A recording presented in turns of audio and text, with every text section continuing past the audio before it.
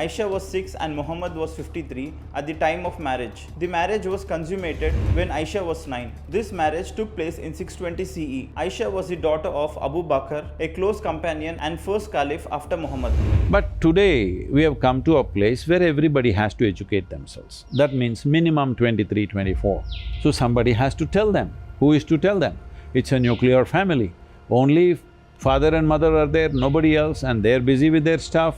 And above all, they may not be able to communicate these things properly. They may become very embarrassed and the child may become very embarrassed. They may not be able to face each other if they talk such things. In the Indian culture, it is still like that. You're not teaching people some ascetic way to live. You're not giving them some sadhana that they're transforming their energy into some other possibility and attaining to something else. There is no such thing. And there's close proximity with opposite sex.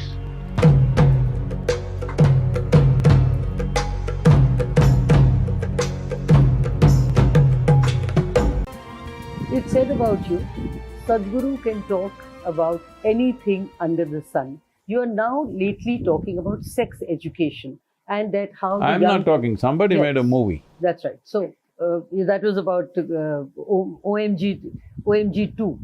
So, tell me about that. How relevant, how important and what is it? See, this was a culture where families means…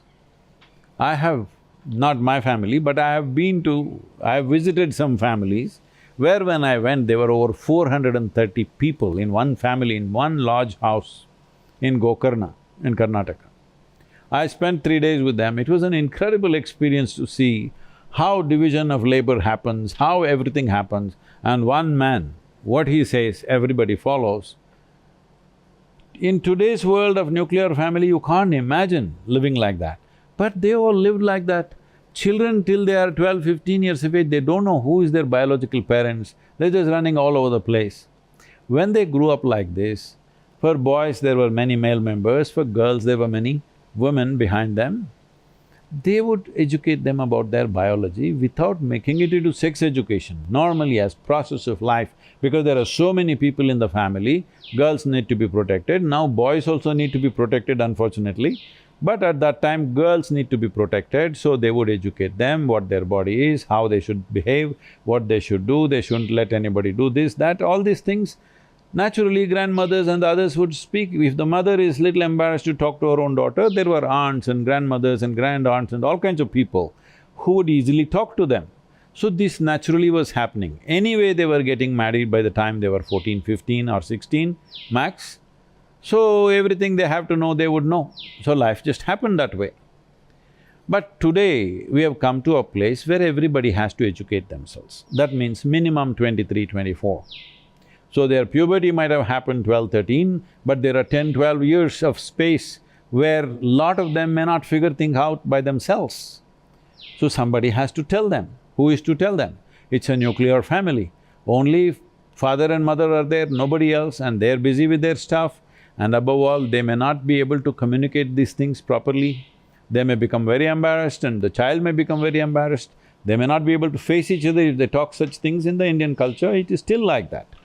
And above all, marriages were happening because they were arranged marriages, parents would check out who they are, what they are, and then fix it. And with the trust, people, both boys and girls, went with that without even seeing the girl. I know many of my uncles and all just married without seeing the girl. Because they trusted, they said, no, that girl is good-looking means, they said, okay, she's a good girl means good girl. That's all, because they always thought their judgment is better than my own. But that is not the age in which we are living. Today, by the time they're 12, 13, they are online, they have social media friends, all kinds of things.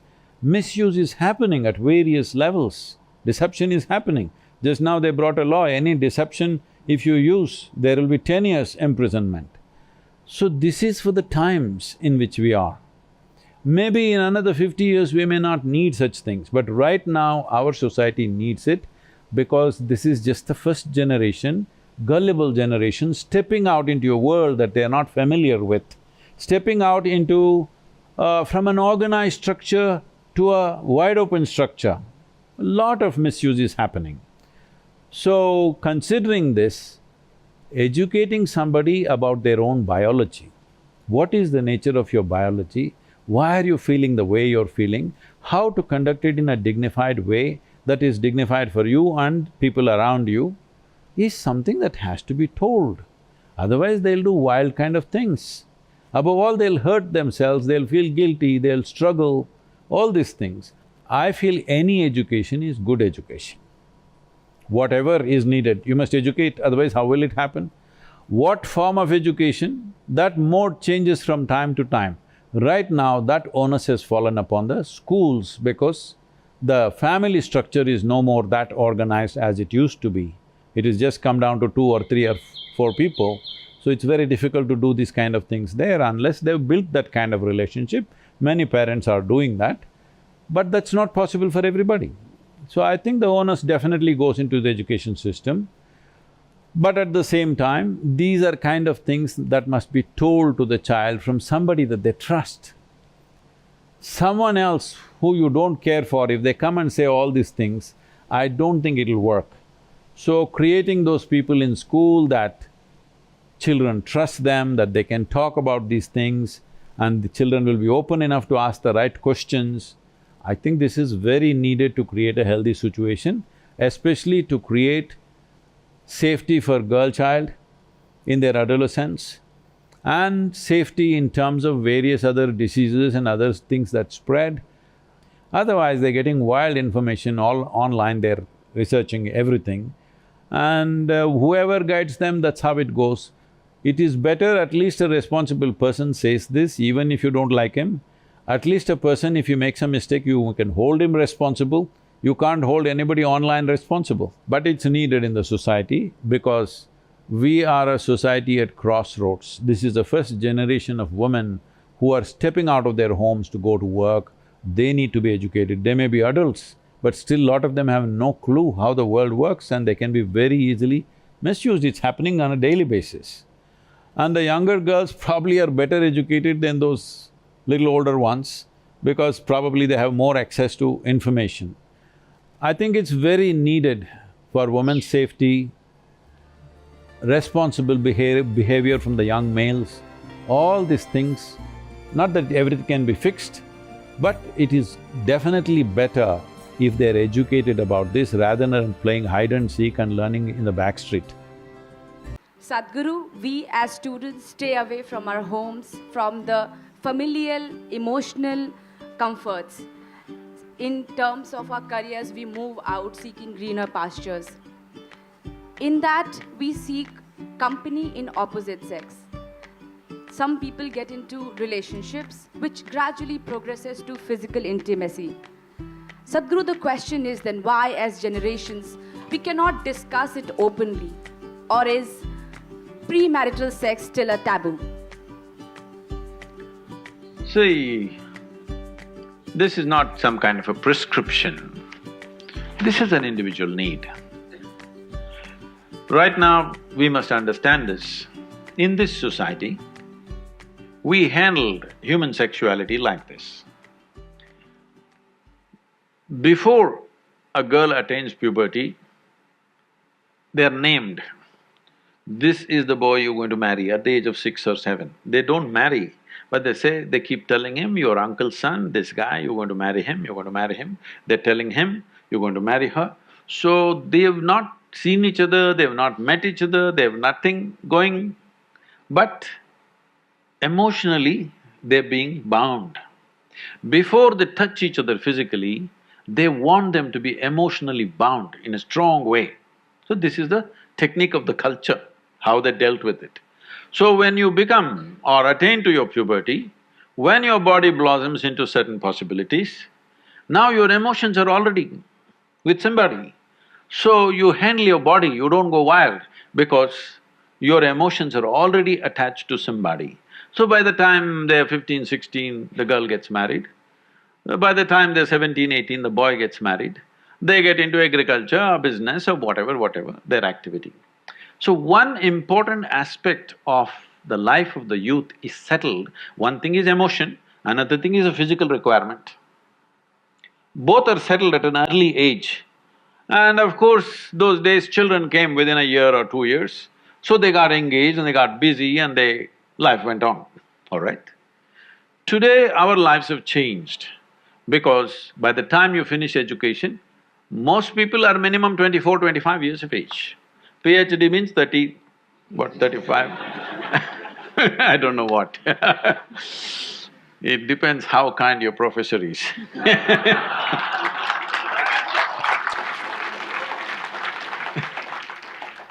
So, let us say average education time is 25 years of age. By the time they get employment and settle down somewhere to reasonable financial security, 30 years of time, all right? The peak of human hormonal function is between 15 to 30. You're not teaching people some ascetic way to live. You're not giving them some sadhana that they're transforming their energy into some other possibility and attaining to something else. There is no such thing. And there's close proximity with the opposite sex. If you don't want to address it, then you will create an unhealthy society, very unhealthy society, which unfortunately is finding expression in violent ways in our society because we've not addressed the fundamental needs of a human being. First thing is nourishment. If nourishment is taken care of, you must understand, nourishment is survival. Once survival is taken care of, naturally the species, this is not even individual, the species that you are is longing to reproduce. This is how it's built. It's longing to reproduce because this is survival of the species. If people don't reproduce, there is not going to be human race, isn't it? So, your body and your mind plays many tricks, and how when you look at somebody, you suddenly think they're the most beautiful, suddenly you think they're the most fantastic, you will discover later many things. But initially, everything is clouded. See, I'm telling you, let's say you are 10, 12 years of age, you looked at people, they're quite normal. Suddenly you became 14, every little bump on somebody's body is a world by itself simply because your hormones begin to influence everything. In a way, your intelligence is hijacked by your hormones. Now, this is not to be judged as bad or good, this is a natural process. There may be a few people who will go beyond that. It's fantastic for them if they can go beyond that. They're not compulsive about it, they went beyond it, fantastic for that person. But you expect the whole society to go beyond it, you're just stupid. Such a thing doesn't happen. So, definitely the debate of when and how sexuality should happen has to come in. But now, we are still having a certain cultural aspects to us that we are an emotional lot. We are still an emotional lot. People suffer immensely when things happen without the needed emotions. A whole lot of people at least. There may be a few people who are above that, but a whole lot of people suffer. So, for our country, for our society, how to deal with this without causing a major disruption in the social structure is something that we must debate. We must do research on it, how to do it. Here are few notable instances of young marriages from different parts of the world and times in history. Cleopatra 7 and Ptolemy 13. Cleopatra was 18 and Ptolemy was about 10. This marriage occurred in 51 BCE after the death of their father Ptolemy 12. It was common practice in the Ptolemaic dynasty for siblings to marry to preserve the royal bloodline. Cleopatra and Ptolemy 13 co-ruled Egypt, but their relationship was tumultuous. Cleopatra eventually allied with Julius Caesar, leading to Ptolemy 13's defeat and death. John of Gaunt and Blank of Lancaster. John was 14 and Blank was 13. Married in 1359, John of Gaunt was the third surviving son of King Edward III of England. The marriage of Blank of Lancaster, daughter of the wealthy Duke of Lancaster, greatly increased John's wealth and influence. Their union produced several children, including Henry IV, who later became king. Blank's death in 1368 deeply affected John, who commissioned the famous Gaunt Chapel as a memorial to her. Margaret Beaufort and John de la Pole. Margaret Margaret was 7 and John was 13. This marriage, arranged in 1450, was part of the complex web of alliances during the Wars of the Roses in England. Margaret Beaufort's marriage to John de la Pole was annulled when she was 12. She later married Edmund Tudor and gave birth to Henry VII, founding the Tudor dynasty. Margaret's early marriage is a stark example of how political alliances were forged through young betrothals. Anne de Mowbray and Richard Shrewsbury. Anne was 6 and Richard was 4.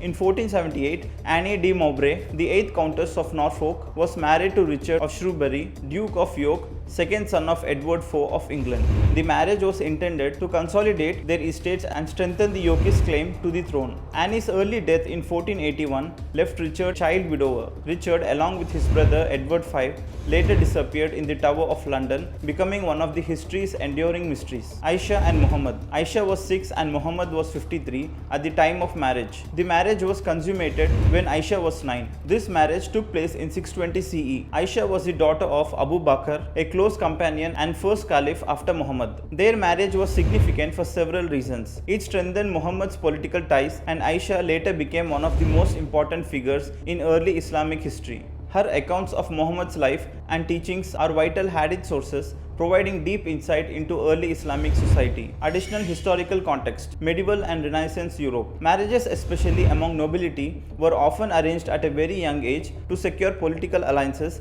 transfer property, and strengthen family ties. Consent was generally given by parents or guardians, and the consummation of these marriages was typically postponed until the individual reached puberty. Middle Eastern and Islamic context. Marriages could also occur at young ages, particularly for girls, reflecting societal norms and expectations. These marriages were often aimed at securing political alliances and social status. The practices varied widely across different regions and periods, influenced by local customs, religious interpretations, and economic conditions. Social and cultural implications. Norms and customs. The norm surrounding marriage has evolved significantly.